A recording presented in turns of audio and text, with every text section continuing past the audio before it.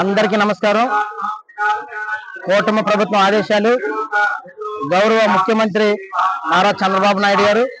అలాగే గౌరవ ఉప ముఖ్యమంత్రి ఆంధ్రప్రదేశ్ రాష్ట్రం శ్రీ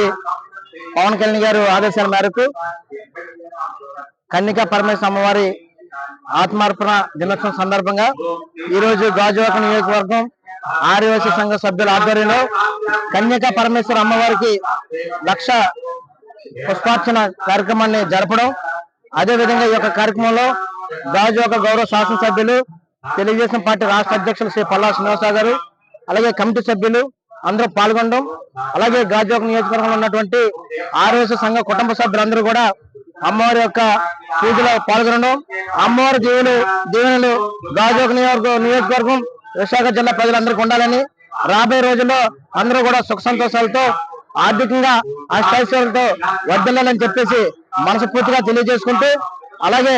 ఏదైతే ఇక్కడ ఉన్నటువంటి కన్నికా పరమేశ్వర అమ్మవారి ఆలయ విషయంలో ఇప్పుడు రాబోయే రోజుల్లో ఈ నెలలో కానీ 5 నెలలు కానీ ఇక్కడ రోడ్డు కూడా 39 లక్షల రూపాయలతో శంకుస్థాపన చేయడానికి కూడా ఏర్పాటు చేయడం జరిగింది. ఆలయ కమిటీ సభ్యులు, ఆర్యవైశ్య సంఘ సభ్యులు అందరూ కోరిక మేరకు పనంతా చేయడం జరుగుతుందని చెప్పేసి తెలియజేసుకుంటూ, అమ్మవారి యొక్క దీవెనలు అందరికీ ఉండాలని చెప్పేసి తెలియజేసుకుంటూ, అలాగే ఈ కార్యక్రమం పాల్గొన్న సభ్యులతో పాటు